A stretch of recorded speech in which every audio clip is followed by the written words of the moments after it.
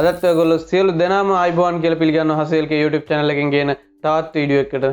අද අපි කතා කරමු කොහොමද ඉක්මනින්ම වීඩියෝ එකට Vignette එකක් ඇඩ් කරගන්න කියලා.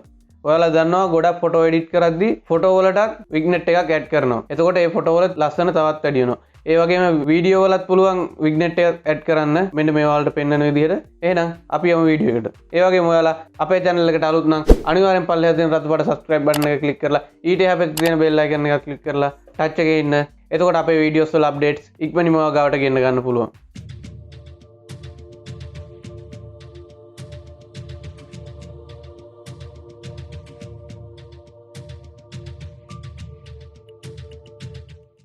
මුලින්ම අපිට Vignette ඇඩ් කරන්න අවශ්‍ය මීඩියා ෆයිල් එක මම ඉම්පෝට් කරගෙන ටයිම්ලයින් එක ඩ්‍රොප් කරගෙන තියෙන්නේ. ඒකට මුලින්ම අපි ඇඩ්ජස්ට්මන්ට් ලේයර් එකක් ගන්න ඕනි. ඒකට අපි මෙතන මේ ප්‍රොජෙක්ට් පැනල් එකට ඇවිල්ලා රයිට් ක්ලික් කරලා new item වලින් ඇඩ්ජස්ට්මන්ට් ලේයර් select කරලා ගන්නවා. ඊට පස්සේ ඒක ටයිම්ලයින් එකට ගෙනලා drag and drop කරලා අපිට Vignette එක ඇඩ් කරන්න අවශ්‍ය ටයිම් එක වෙනකන් මේ ඇඩ්ජස්ට්මන්ට් ලේයර් එක ඇද ගන්න ඕනි. මෙන්න මේ විදිහට. ඊට පස්සේ අපි ඉෆෙක්ට් පැනල් එකට යන්න ඕනි. ඉෆෙක්ට් පැනල් එක ඔයාලගේ මෙතන නැත්තම් Windows වලට ගිහිල්ලා එතන තියෙනවා effects කියන option එක. එතන ඉස්සරහින් ටික් එක දාගන්න.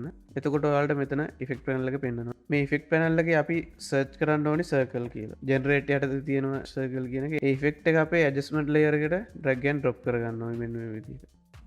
ඊට පස්සේ අපි මෙතන effect controls වලට යනවා. මෙතනත් ඔයාලට effect controls එක බලා ගන්න බැයි නම් ඔයාලා Windows වලට ගිහිල්ලා එතන තියෙනවා effect controls. එතන ඉස්සරහින් ටික එක දාගන්න. එතකොට ඔයාලට මේ panel එක බලා ගන්න පුළුවන්. ඊට පස්සේ මේ අපි ඇඩ් කරපු effect එක apply වෙලා තියෙන්නේ මේ circle කියන එක. ඒක යටතේ තියෙනවා blending mode එක.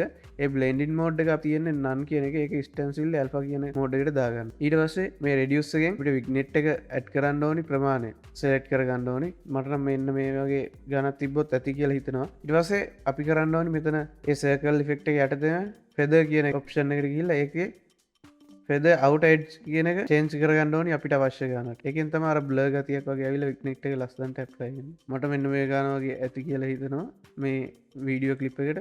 ඔයාලට කැමති අවශ්‍ය ගාන මෙතනින් select කරගන්න පුළුවන්.